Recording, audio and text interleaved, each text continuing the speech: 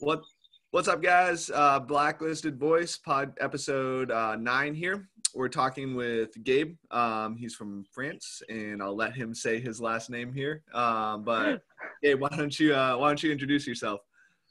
Hey, okay, so hello, people. So my name is Gabriel Hardy-Francon in French. It's a complicated name to say when you're an English speaker. It's a composed name as well because I have a long family story. So yes, I'm French. I just turned 30 in December. So I'm 30 years old. I've been to CrossFit for 5 years now, 4 or 5 years. And one of my unusual, let's say, features is that I I am into CrossFit mostly because I'm fighting with a chronic disease called multiple sclerosis, and that's my everyday drive. So yeah.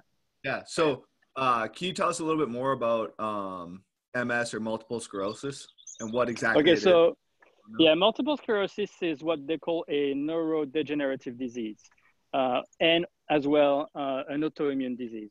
It has different labels, so neurodegenerative, autoimmune, and chronic. So what it means is that through time, neurodegenerative means that through time your central nervous system degenerates. Basically, what happens is that imagine your nerves as electric cables. When you look at an electric cable, it has a plastic sheath that basically protects the inside so that the current can actually go smoothly. Well, that protective sheath in the body, and when it comes to the nerve, is called myelin.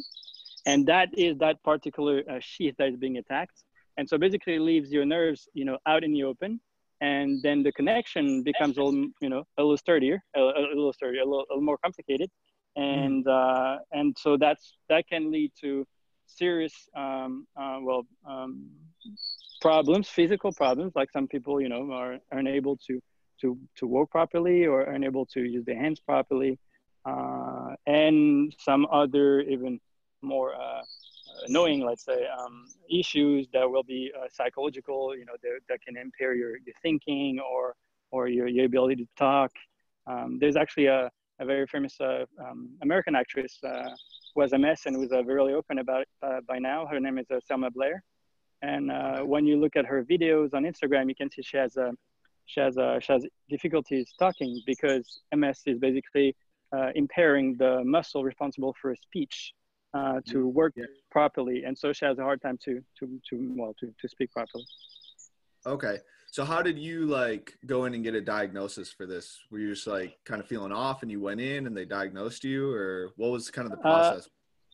So it was in June of 2018. It was the 3rd of June 2018. I was stretching in the evening before going to bed, doing some ROM-WOD, I believe, and I felt that my toes were a bit numb. Okay. And so I was like, I found it weird, but I was training pretty good at the time. I was training like 15 to 20 hours a week. I was being trained by one of the athletes actually back at the time. And then I thought, all right, I'll just go to bed. And then, next thing you know, 3 days later, the numbness has gone up my calves.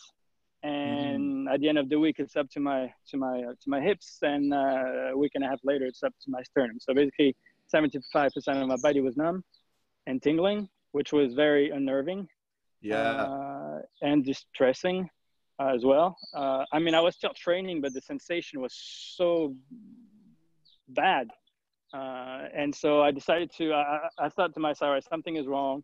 I lived in Ukraine back at the time because I was working there. I mean, I still live between France and Ukraine, and so I came back to France, to get a few checks, and so I mean, I'm gonna make the long story short is that I went to see a back surgeon first, and he told me, all right, your symptoms really don't seem like a hernia, because that was what I was afraid of. My uncle was actually a chiropractor, and he was like, oh, you probably got a hernia, because I was deadlifting heavy and everything. And after training for so many years, I haven't done CrossFit for more than 10 years, but I've done weightlifting for more than 10 years. Okay. And you kind of learn how your body functions. And I was kind of concerned that it wasn't a hernia, because I still deadlifted and I had no pain. And so when I went to see the surgeon, the back surgeon, he told me, when you describe your symptoms, it's actually much more, it correlates a lot more to what, multiple sclerosis people feel when they get diagnosed. And I Yeah. was like, and the hard part on that particular day was that the way he said it was so trivial. It was so like nothing, like he Like was telling you that tomorrow is going to be, you know, rainy. yeah. Uh, that he really didn't break the news to me really like he should have. Gotcha. And I didn't know what multiple sclerosis was back at the time. I knew it was something serious, but I didn't know exactly what it was. Right. And so it was really, really stressful. And then, you know, I got out of the hospital and I, you know, I called my mom because, you know, I don't have my place where I was with my parents. And I was like, you got to find me a place where I can get an MRI like ASAP. And that was Friday. And on Monday, I got my MRI, a spine MRI. And I was, we saw myelin, like basically when you like get diagnosed, they look at the MRI and they can see like white flashes, sort of. That's the traces of the myelin, the sheath that is being, you know, eaten away. That Yeah. actually dissipates through the liquid, you know, the T-spine liquid. And he said, yeah, we can actually see it. So he said, you probably have MS. And then because a radiologist cannot give you the diagnosis of MS, that has to be a neurologist. Okay. And then he actually prescribed me another MRI immediately for brain. And then after I went to see a neurologist and he officially told me that I had MS, but I knew that I had MS on June 18, 2018. I don't like 18 no more. Yeah. Yeah. Yeah. So yeah, that's how I found out. Yeah. So it was kind of like a little bit of a process, like one doctor to Yeah, the it was next, very difficult. next It was doctor. really difficult. Yeah. Yeah. So like, so you got that diagnosis and then kind of what were your thoughts from there? Like, did they give you prescriptions on how you should manage it? What you should be doing, like in the gym, out of the gym? Should you even be in the gym? Like, did they give you some kind of guidelines on what you were supposed to do or? Okay. So when it comes to chronic diseases and chronic illness, this is a very controversial issue in many regards. When it comes to chronic illnesses in general, in the Western world, especially in Western medicine, we have a totally different approach to it. We don't know chronic illnesses really well at all. That's why you have so many different treatments for them. So when I went to see the doctor, you know, he said, all right, we're going to give it a few months, check for another MRI. And if there's another lesion, we call them lesions, then we'll get you on treatment. As soon as I got diagnosed, though, I looked for people from the MS community on Instagram, because Instagram is a great tool for that, if you know how to use it, to find different various communities of various subjects. And I found a girl who actually was referring a book from a doctor who was talking about MS and who himself had MS from Australia. His name is George Jelinek. And basically I got the book. I read it like back to back, I think in like 2 days. On the first week I got diagnosed. And then there was another book of the testimonies of the people who were following his, you know, his recommendations. I read it back to back in a day. And like I was immediately, because, you know, I love reading and I love researching. I'm from a university background as well. And so immediately I was in research mode. And I was like, how do I beat this? I don't like, when you have multiple sclerosis and you step into an office, I'm sorry, it's all over the place, but when you step into an office of a neurologist, basically what they tell you is that from that point on, it's all the way down. Okay. What we're going to try to do is that, you know, he told me we're going to see if there are any other lesions in 2 months' time and then get you on treatment. And then the purpose of the treatment is to try to slow down the process of MS as much as we can. Yeah. But basically what he's telling you is that it's going to progress and there's nothing you can do about it. And that's a discourse that I could not psychologically accept. Okay. I was like, there's no way I'm not gonna fight to win this. I want to fight so I can win. I don't want to fight so I can lose. Right. And so I looked at, you know, all the research. I found out a lot of different nutritional recommendations for people with MS. And like I cut all dairies cold turkey in like 2 days time. I cut a lot of different stuff in my diet, and you know, 2 years later, I became, you know, 100% vegan.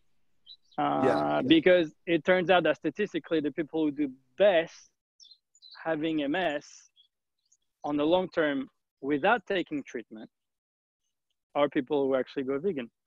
So I don't want to promote veganism at all. It's not the point. And I didn't become vegan for ethics. That's also like, because a lot of people become vegan for ethics, and every time I'm like, no, dude, I just became vegan for my health. I used to eat chicken. I used to eat chicken 3 times a day. You know, I didn't care. I loved it. It's just, it was really not the purpose. But yeah, it was a roller coaster because I was training hard, and I was comfortable with myself at that point, and I was only 28 years old. So, you know, I'm arguably at the beginning of my, you know, my adult life, because, you know, when you're at 28, you figure out in your 20s, you figure out life a little bit, and then you can start actually being an adult when you get into your 30s. And, so it was really difficult because it felt like somebody, you know, it felt like an invisible hand, like coming into your life and just like, you know, kind of like taking everything away. And so I refused treatment immediately. I told them I want to do it on my own. I want to do it with diet and exercise, and yeah, that's it. And so that's how and then I told the doctor, you know, the doctor tried to convince me to take treatment. I was like, I'm not gonna do it. Yeah. And it's your life. At the end of the day, it's your life. You know, you live it like as you wish. And even if you get a chronic illness or anything like this, doctors are only there to give you recommendations. And at least the doctor had the humility to tell me that medicine is not an exact science, and it's progressing every day, and there are a lot of things they don't know. And I told him, well, then you must understand why, you know, also, maybe I want to do it on my own. So yeah. Was he pretty like, what was his reaction when you told him that, like, you want to do it on your own? Was he kind of flabbergasted, or like, well, the hard part when it comes to chronic illness is that when you talk about nutrition to doctors, they're like, yeah, whatever. It's not proven, doesn't work. So like, they don't want to, like, the sad part is that doctors should be researchers, and they should be curious about what's working and trying to, it's like you're a coach, and you're a great coach at that. And there are a lot of different methods, you know, that you don't know everything. And you're like, oh, maybe I should try this, and maybe I should try that. And you understand that not every athlete has the same needs. Right. And it's the same thing with patients. So you cannot, the craziest thing for me, philosophically speaking, when I started diving into MS, was that they call it a snowflake disease, meaning that there's not a snowflake that looks like another. There's not one case of MS that looks like another. So I was like, if you admit that it is a snowflake disease, why do you standardize treatment? Right. It should be individualized to each person. It should be individualized. Yeah. And that actually asked the question, and the doctor could not answer me. Oh, okay. And so obviously, you know, like, doctors are not, especially when it comes to chronic diseases, people get hit so hard, they get knocked out, they don't talk much. And a lot of people, there's no back and forth communication. You know, the doctor, they're there and they just tell you, okay, this is what you're going to do. And a lot of people just like, okay, I'm going to do this. And they don't question it. And I didn't want to question it for the sake of questioning. It's just that, you know, I'm used to actually having an exchange, talking, understanding what you want me to do. Right. And why you want me to do it. Right. And having questions in general is not, you know, a bad thing. Exactly. It's not just swallow, you know, just not drink the Kool-Aid and just be like, at the end of the day, like, maybe it was not for me. Right. And so, yeah. Yeah, that's cool. It's cool that you, like, asked some questions and didn't really, you know, get some answers. but and also, like, one more thing is that in regards to the MRIs, I'll just point that out. Yeah. For the MRIs, actually, to check if the MS is active, they inject what they call a contrasting agent. Okay. It's made of gallium, which is a heavy metal. Okay. And actually, the European Commission actually forbid one version of gallium in you know, on the continent, and another one that actually kind of they were indulgent about it. They were tolerant. But that particular gallium is actually neuroaggressive, so it's aggressive for the nervous system. And I was telling them, I have a neurodegenerative disease. Why do you inject something in me that is actually harming my nervous system? And there's Yeah. so many incoherences in when it comes to chronic diseases that it's really hard to wrap your head around it. Yeah. Yeah. Man, that's interesting. Yeah. Doesn't make sense, but I mean, they I definitely mean, have.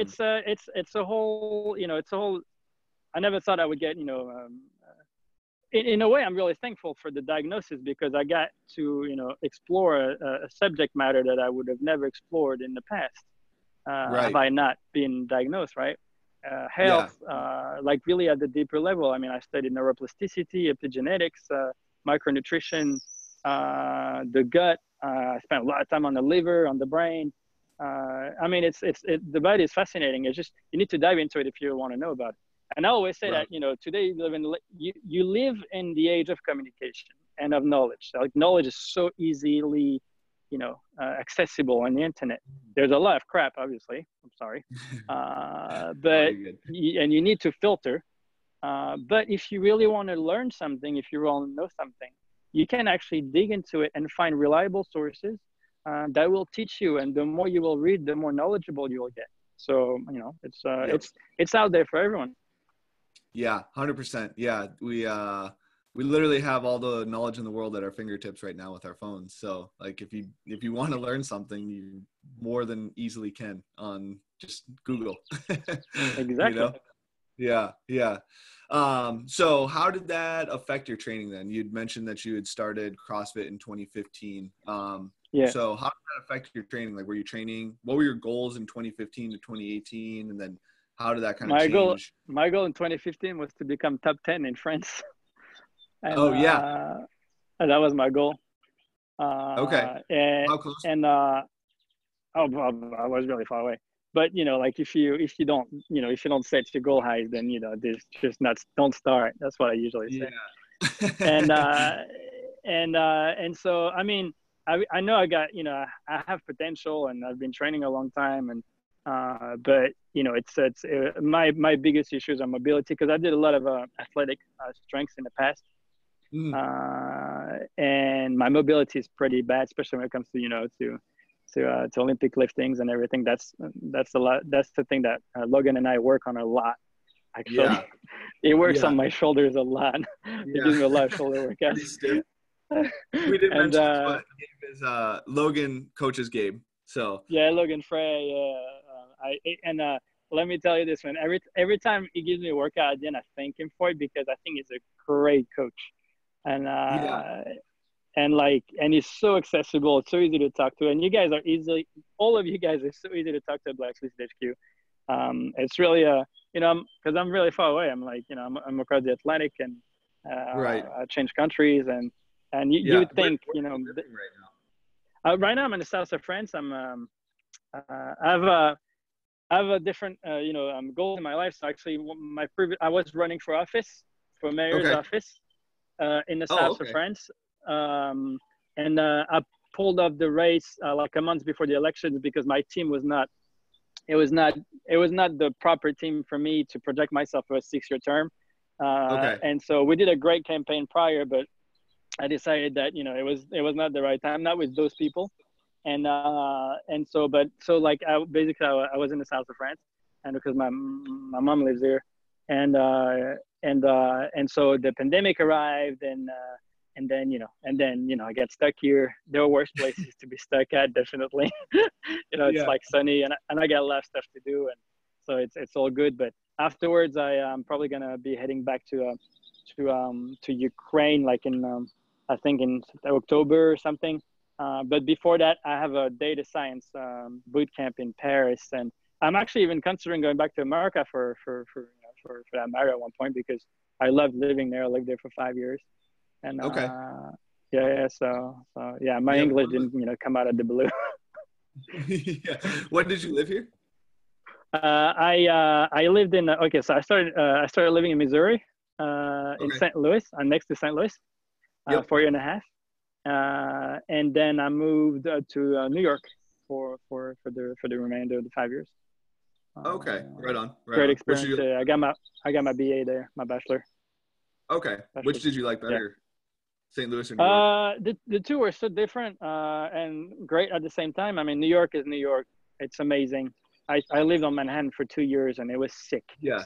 I mean, you pay an extremely high rent for a shoebox of an apartment, but it was the energy in the city itself is amazing.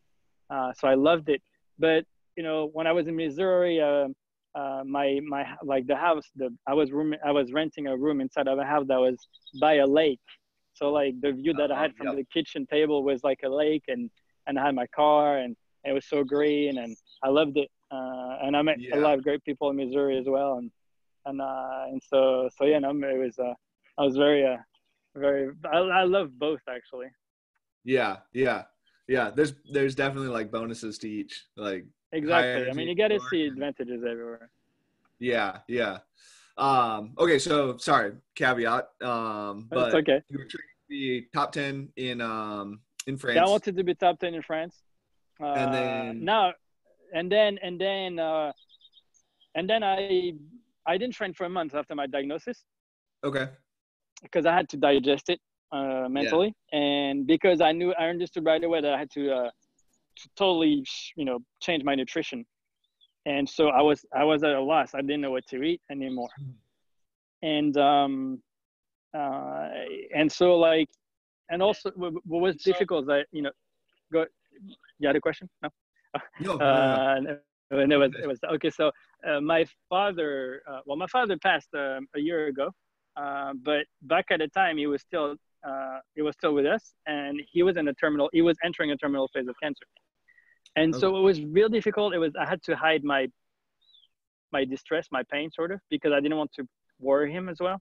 Mm-hmm. So it was a lot of mixed emotions, like showing that you're strong in front of your parents, as well as digesting it yourself, researching, and it was a lot of stuff that I had to handle, and I just didn't have the proper mind to train. I lost quite a few pounds, and afterwards, when I was trying to reemerge from, I was digesting it slowly. What was really difficult is that when I would see people around the gym that hadn't seen me forever, it's like, dude, what happened to you?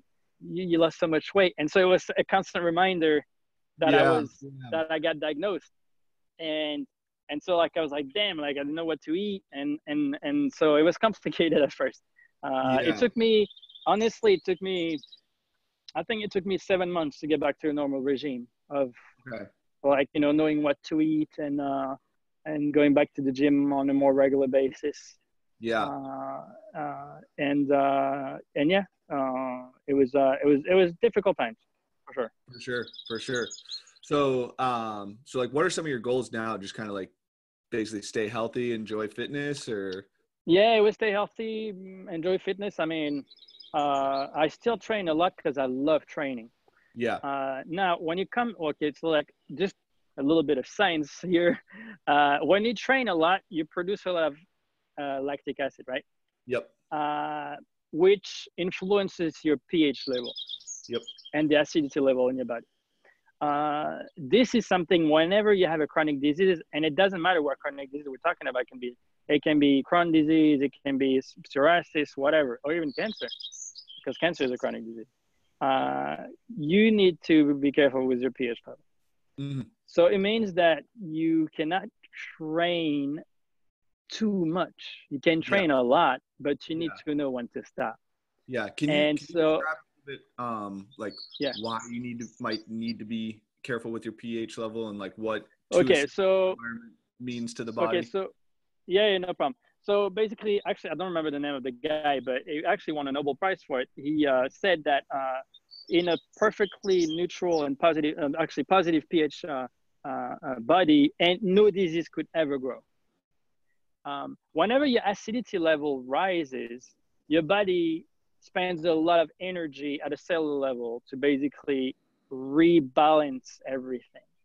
And your pH level is influenced by a lot of different things. It's influenced obviously by your physical activity, but it's also influenced by your nutrition, because obviously there's some food there's some food that will be more acidic than others. Some are actually also acidic on the outside, doesn't mean acidic on the inside. Lemon is a good example. Lemon is not acidic once it's inside of your body. It's just acidic outside. And your gut has to work a lot, basically, because your microbiome is made of two different populations. And that's actually the biggest, for me, the biggest impact of the pH and acidity thing.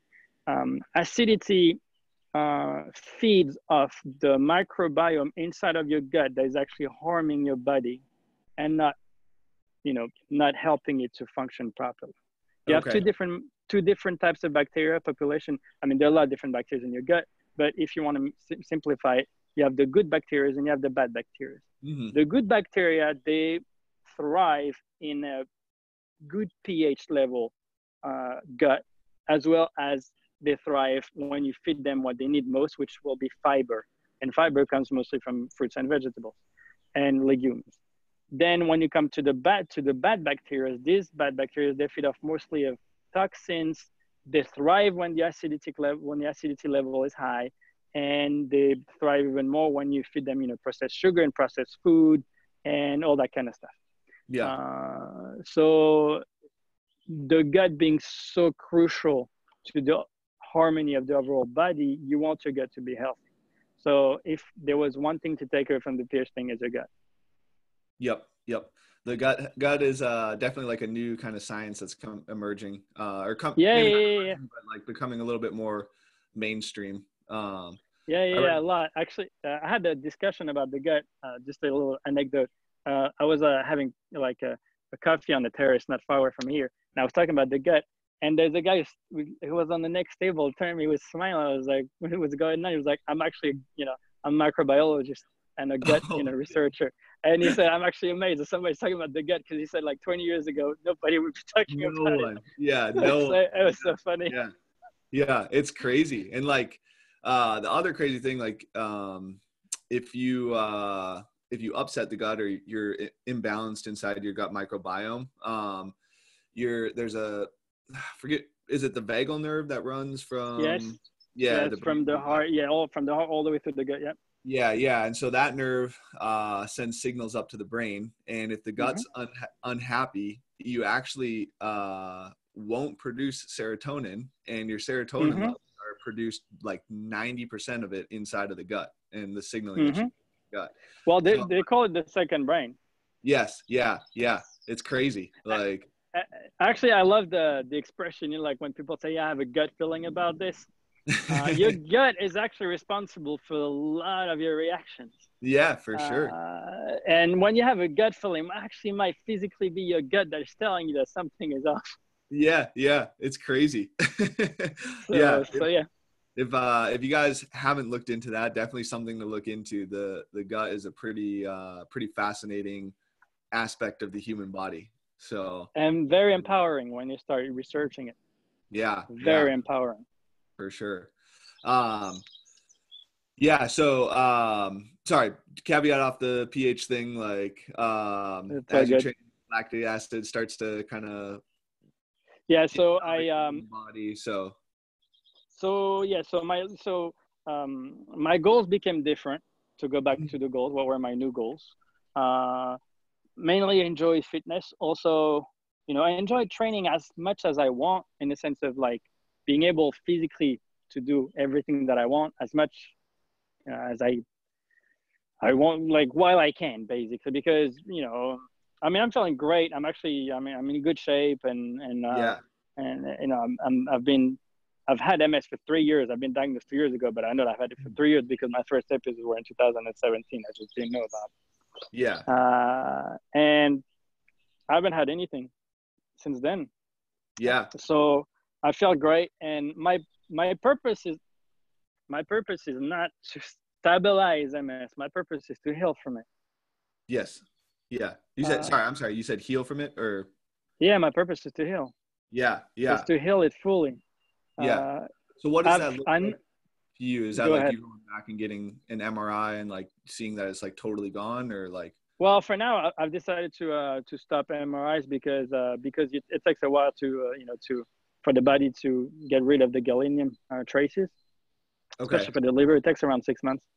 Gotcha. And so I decided that, and also like, I decided like the last time I did an MRI was in July, and actually it showed one slight additional lesion in the brain, but my dad passed through that year, Mm. and chronic disease also stress is a Yes. big, Yeah. big factor. And so my dad's nickname was Lulu, so I called the Lulu lesions, the Lulu lesion though. And then I was like, it didn't bring me anything knowing that it was there. Mhm. And also because I don't want to take gallium so much, I was like, I'm not gonna do MRIs for at least another 5 years. Okay. And I told you I read the testimony book from that, Mhm. from the people who followed the recommendations of that doctor. Yeah. And actually, the last chapter is about a woman she's Australian, and she lives in England now. Her first symptoms were far worse than mine. When I'm saying far worse, is that she couldn't stand because she lost her balance. She couldn't sleep without a humidified a sheet because she had like burning sensation on the skin. I mean, it was terrible. Yeah. And 10 years later, she never took treatment. She had the same reaction as me. She was diagnosed 20 years old. She was like, I'm not taking those treatment, considering all Yeah. the, side effects. And like 9 years later, she did an MRI because she had like a doubt because she felt really sick at one point. And she had like 4 or 5 lesions when she got diagnosed, and all the lesions were gone. Like Wow. the doctors could not even say that she had MS before. Wow. So I mean, and when I read that one, I was like, if she can do it, I can do it. Yeah. Like, there's Yeah. no reason, if there's somebody who did it, there's no reason I cannot do it. Yeah. Yeah. So that's And kind of, and so, yeah. that's your goal right now, is to get to that Oh yeah, point. that's my goal. That's 100% Yeah. my goal. Yeah. That's Yeah. sweet. That's sweet. Yeah. Uh, and so I mean, that's why I was, for me, like, I mean, this is from like, I haven't had a coach since your well, Thomas, who was actually a great coach. He knows a lot of stuff, man. He's a great Yeah. coach. Yeah. And after that, I was like, well, he always told me about you and how much he learned from you, and he praised Blacklisted HQ a lot. Yeah. And so at one point, because when I was running CrossFit, it was really hard for me to train. I have my garage gym that actually I built in December, and I couldn't find time to write my own programming and to train. And so I was like, I need to get a coach to keep me accountable, basically. Yeah. And I was like, and for me, it was like a no-brainer. I was like, I'm gonna ask, Black HQ if they can coach Yeah. me remotely. Yeah. Well, thank you for so, coming so, over. Yeah. oh man, I'm really happy actually. I'm with you guys. Yeah. Yeah. Well, we appreciate it. So, okay. So you said something earlier. I just kind of had questions about. You said, are mayor terms 6 years there? Yeah, in France it's 6 years. Yeah. Wow. That's Yeah. crazy. Yeah. It's 6 years, and it's a lot of responsibilities, obviously, because there's Yeah. I mean, all over the world you can see how social pressure is mounting Mm. on elected officials, Yeah. and mayors they are on the front line. They're the first line of contact that any citizen has Right. with the state authority. I mean, Mm. in America it's a little different because there are different states. It's a federal system. But in France, it's like if you have a problem and you live in a village, you go see the mayor. And when you're a mayor, it's like you're not a mayor from 9 to 5. You're a mayor 24/7. 365 days a year. I mean, Yeah. it's nonstop. Gotcha. Gotcha. So it's you withdrew from this race, but are you looking to? I really wanted to be, yeah, I withdrew from the race because basically I was contacted by a group of people who really wanted to win the elections, but they didn't have anyone to lead them. And so somebody from their team heard of me. My BA was in political science in New York, Mm. and then I went on to do my master's degree in intelligence and international security in London.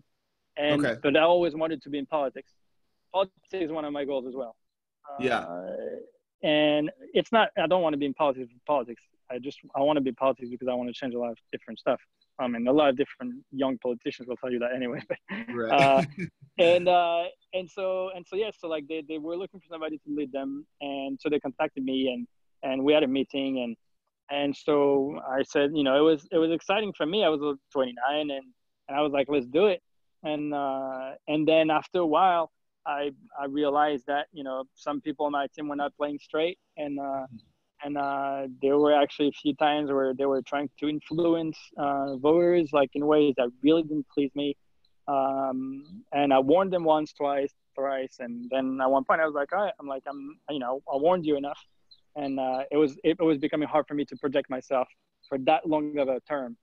Gotcha. And so I decided to withdraw. Yeah. Yeah. Well, next 6 years, I guess. Yeah, next 6 years. Next 6 years, we'll see. Next 6 years, we'll see. I told you I might be going back to Ukraine. I might go to America. I mean, Yeah. You seem I to love be all over the place, so who knows? dude, I love traveling. Like, I just love, I love being in airports. Really? You're It's, probably one of the only I love being in airports. Actually, the funniest thing is, whenever I am in an airport, I make sure to bring work with me because I work so good in an in the airport. It's insane. Distraction free. I just open my computer. I'm just like, whatever I have to do, I just bang it.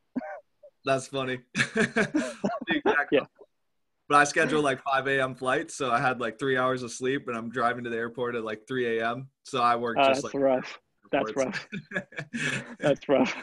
Yeah. But Yeah, that's rough for anyone. When is the 5 a.m. Flight? I try to look if there's a later one. yeah. Not smart on my part. So we're obviously COVID kind of like dampened some travel that you may have had coming up here, but where are you looking to travel in this next year? Depending on when things open up. When am I, or where? Where? Sorry, yeah. Where? Where? Well, I actually was planning on coming to America. Yeah. For to see a few friends in New York. I got a lot of friends in New York. Okay. I wanted to go see a friend in Florida as well, and I know that Florida is not so far away from you guys. Yep, pretty close. If you're in the neighborhood, come and on since up. I love driving, I was like, I'll just rent a car, maybe, you know, go check them out. Heck And yeah. go come and visit, guys. Yeah. You know, I might, you know, if I cross the Atlantic, I might as well come and see you. Yeah, right. And then, I mean, you know, America was, I always had a love relationship with that country. I wanted to come. I wanted to live my life in America. And then I went there to study, and then actually, they make it's so. It's hard for international students who come to America because we get our degree from American universities, but they don't make it any easier for us to get a green card or to get like a residence permit. And Okay. that's actually one of the things that I'm not to talk about politics and to get controversial, but that's one thing that Trump did, or trying to do, that I really enjoy, is trying to get rid of the lottery. Because I'm like, dude, I've been in America for 5 years. I actually even paid taxes because at one point I was making a little money. I've poured so much money into it. I got a degree from here, and they don't make it any easier for me to get a green card, to get anything. But on the other hand, they just give it a lottery to some guy who doesn't speak English, who never came to America. I was like, that doesn't make sense to me. Like contributing and some other person gets it. Exactly. But like this time, you know, I come with a professional background as well, and I speak several languages, and I got my master's degree from King's College in London, which is a very like renowned university for what they're doing. So you know, I could see myself, you know, trying it in New York or in California. California seems pretty cool as well. Yeah. So yeah, but the COVID-19 situation obviously puts all my plans on hold. And if I come to America in 2020, I'll be lucky. It might look more like it's going to be in 2021.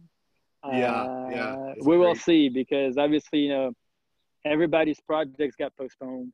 And so, man, I don't know where. I mean, now the only time I could probably potentially come would be at the end of the year, like more towards Christmas. Why not? But it's I don't know what's gonna be my life then, so I can't really Right. predict myself that far. Yeah. Yeah, it's how are things in France right now? So this is we're doing this on May 6th. So are things Yeah. like opening up there? Or? So the president said that they will open, they will deconfine, quote unquote, open the quarantine on May 11th, Okay. but it will be still restricted, just not as restricted as before. So basically, everybody will be able to get out of their houses or their homes within a, let me compute that in miles, within a 65 miles radius of their homes. So how are they going to track that though? They say like it's like, if you look on the map, you just like circle of 65 miles around. That's where you can go. But like And how is the well, government? cops. I mean, they will be like, cops are everywhere. Yeah. I mean, everybody tells me they're everywhere. That's the funny part. Everybody tells me they're everywhere, and they get like pulled over all the time. But I never got pulled over so far. So, but I rarely go out. I just go out to buy, to grocery shopping. Yeah. And I mean, I train at home. I work. I got so much stuff to do at home. I don't need to get out at all. I buy food for like 2 weeks, and also because being vegan on that part is actually quite useful because I buy lentils and whatever dry, and I can buy like big packs, and I have like fruits and vegetables in the village because we're in the south of France, so. And there are a lot of local producers. You don't need I can go on foot. It's like 30 seconds walk. And so that's pretty cool. And we've been spared in our region. Like we're in what they call a green zone. Yeah. So what they're doing in France when they're going to open quarantine is that there are 3 different types of zones. They're green, orange, and red. And obviously, if you're in the red zone, you're definitely not allowed to get into a green zone because they don't want the virus to travel. Gotcha. But the green zones will be, cops will be a little more lenient. And and so they'll do it slowly. It's going to be like a 3 weeks process, 3 to 4 weeks process. Yeah. And then by June the 2nd, if everything is all right, they should start reopening bars and restaurants and movie theaters because these are still closed and will still be closed. Yeah. How long have they been closed for now? For like 2 months. Well, for 48 days or something. I mean, it's. I already know a few restaurants who actually went bankrupt, like not far away from me. Yeah, they just couldn't. They just couldn't do it anymore. Yeah. So what are they doing then? I mean, like it must be. I mean, it's how you make your money. It's how you make your living. It's right. Imagine if your business went out. It's pretty much you can answer your own question almost. It's very difficult. They don't know how they're gonna do, and people are really scared. And although there is like a sense of I'm not gonna say patriotism in France, but like everybody's like, all right, this summer if you guys are able to go on vacation, like please don't leave the country, stay home, or stay in France and go to touristic areas in France so you can actually help local businesses. Gotcha. And they're trying to do that. They're trying to promote that message, and I think it's gonna work. I think that people actually are listening to that. Yeah, kind of boost your guys' economy to staying at home versus going abroad. Well, me, I don't have to go anywhere because I live in one of the most touristic spot in the whole continent. So, so I'm good. That's sweet. Right on. Yeah. We're 30 minutes away from the sea, 30 minutes away from the mountains. I mean, it's a great spot. Oh, dang. That's a really legit spot then. It's a really legit spot, yeah. That's sweet. Yeah. You guys snowboard and stuff up in the mountains, or? Like if I go up, I didn't hear the full question. Oh, sorry. Do you guys like snowboard, ski up in the mountains? I mean, I haven't done it in a while, but yeah, I mean, you can. I mean, French people are really fond of it, and the Alps actually, the Alps they're the biggest skiing spot in Europe, and it goes across several countries: France, Austria, Italy, and Switzerland as well, and parts of Belgium. I'm not sure, Luxembourg. Anyway, it's but the biggest part is in France, and so we have a lot of different resorts in France. A lot of people go skiing Oh, okay. Cool. Cool. Very cool. there. Yeah, Very, yeah, man, very, it's good stuff. yeah, yeah. Right on. So, basically, like, as far as fitness goes, like, your goal is just to kind of stay healthy here, like, defeat M. Yeah, yeah, Uh, stay healthy, help. Fitness is because in another little science part, when you work out a lot, especially when you learn new movements. mhm. Actually, when they teach you CrossFit, they actually talk about the neurological part, right? Like you're Right. gonna start something and like double unders, you see a lot of people when you start teaching double unders, like people are not getting it because coordination wise, they're just not wired properly yet. Yeah. However, when they start doing it again, like the next day and the day after, the coordination gets better because what happens is neuroplasticity. Neuroplasticity is the ability of your brain to create new connections because your brain's like, oh, wow, okay, I've never been challenged that way where I have to help to move my hands that particular way. So I'm going to create new connections so that it can happen. Right. And so whenever you're trying to learn new movements, and not even learn new movements, but perfect certain movements, Hmm. you actually favor neuroplasticity and that creation of nerve. And so Right. when you have MS and you have nerves that are being eaten away, well, you can also counter it by creating new nerves and new connections. Right. Uh, so it's not only physical, right? It's like it's going to be in training, but it's going to be in learning. Like try to pick up a new topic, try to learn something new. Like you're not like a math person. Well, try to do some math. You're right-handed. Try to write a little bit with your left hand as well. Try to Yeah. create connections so that your body can be fully, well, connected. Right. Right. Right. Almost. So essentially trying to remyelinate the nerves and create new nerves to new movement patterns to kind of fight against it a little bit is like some of Exactly. the, yeah. Yeah. Very It's cool. it's one of Very, the strategies. It's a it's a holistic strategy. It's really yeah. you need to Yeah. look at it in a holistic view. It's Yeah. food, exercise, sleep, stress handling. It's a lot of different aspects um, well actually yeah MS has taught me a lot in about myself and in regards to my training as well. I mean I have a few symptoms, but I have to like my biggest symptom is I have like a pressure point right here, like on the sternum, like on the upper abdomen area. It's like basically I feel like somebody has his hand all the time, like pressed on me Mhm. all Yeah. the time, 24/7, except when I lay down, when I sleep. Thank God. Yeah. And what it means though is that, okay, so the nervous system works really good at let's say at room temperature. Okay. When you have people fainting because it's too hot, because the nervous system is not able to actually make the communication happen properly, and so they just go blank. That's why people faint. That's the nervous system basically giving up. Mhm. So it means that when it gets hot, your nervous system has a harder time to communicate, to like establish communication between your brain and the different parts of your body that actually link to it. And so whenever I train, obviously your body temperature rises, especially when you do like cardio stuff, and Yeah. so the communication becomes harder and that pressure point gets really strong. Okay. And so it's like I have like like an actual belt, like tight not around me, and they Right. call it the MS hug actually in English, which makes me laugh every time because it's not a hug that you really want. Yeah. uh, and and so at first it was hard because like it feels like you can't breathe, but you can. It's a sensory stuff. It's the sensory feeling. It's just a feeling. And so Yeah. you have to reason with yourself saying, okay, so just a feeling, just chill out. You can actually breathe fine and normally. And so after a while you forget about it. But when I train really hard, I can feel it pretty strong. Okay. Gotcha. Gotcha. And do you think that'll ever like go away, or is it just I something like, hope so. That's yeah, the goal. Yeah. yeah, But yeah, some like that woman I told you about, like, got rid of MS, like some right. of the symptoms she had, it took her like 3 or 4 years to get rid of them. Gotcha. And had you been It's experiencing that like right off the bat? That MS, that It was the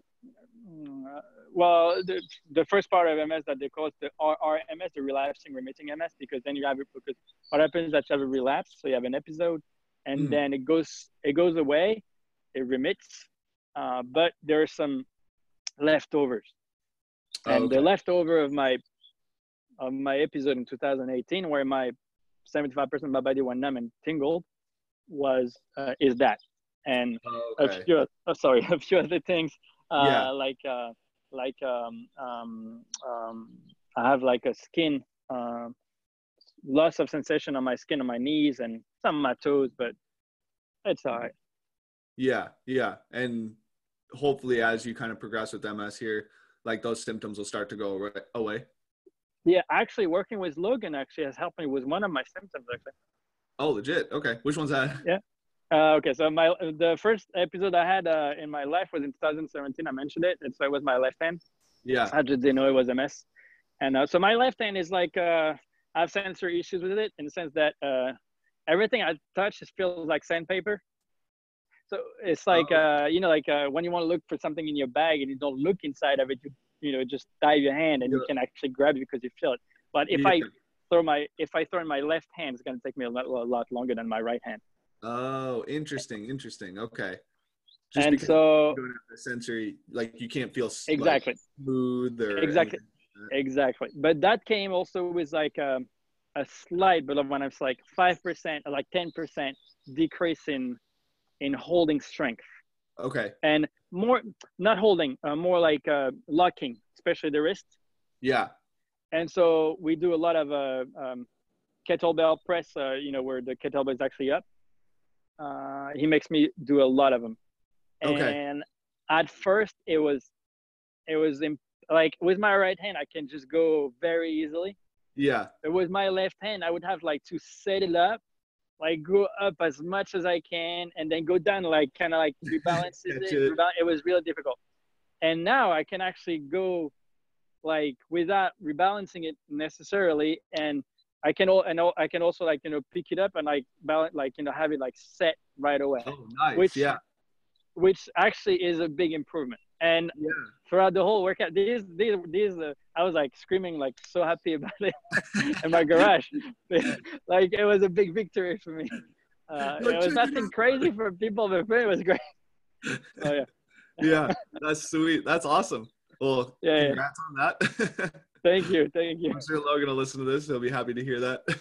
Yeah, he will. I told him actually I was so happy about it. Yeah, that's sweet. That's awesome. Well, cool.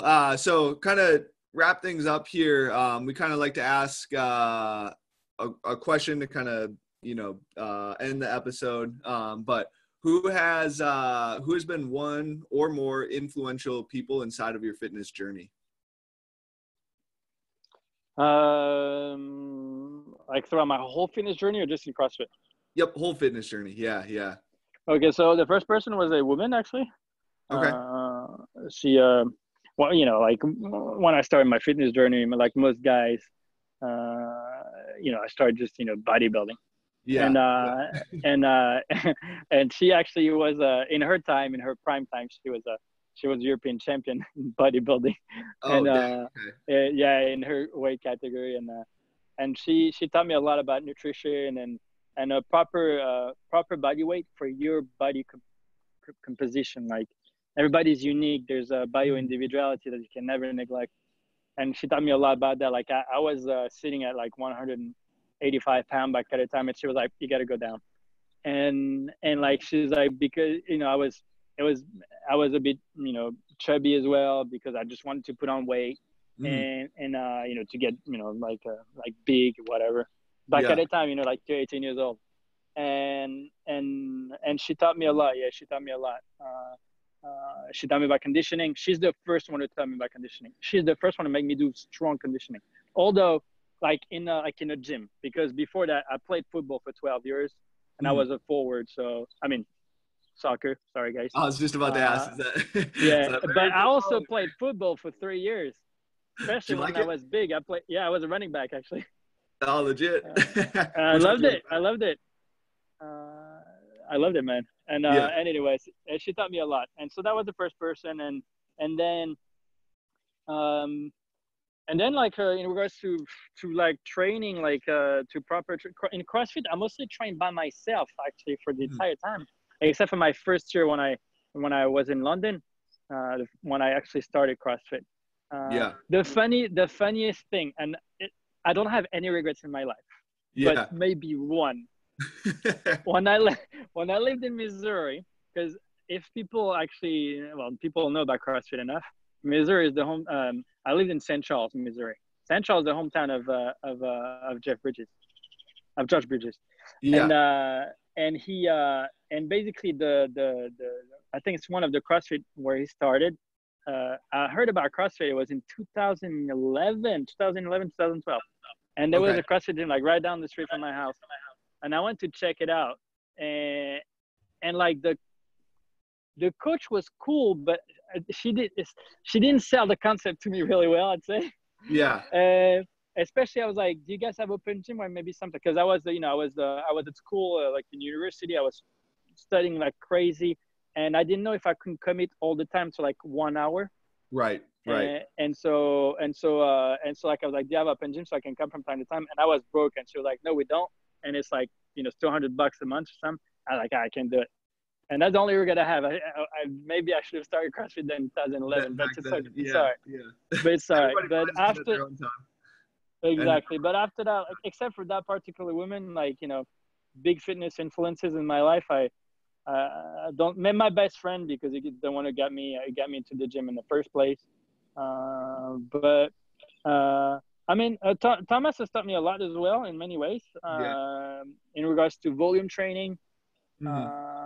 And so it was a good influence as well. But after that, it's now it's Logan. Yeah.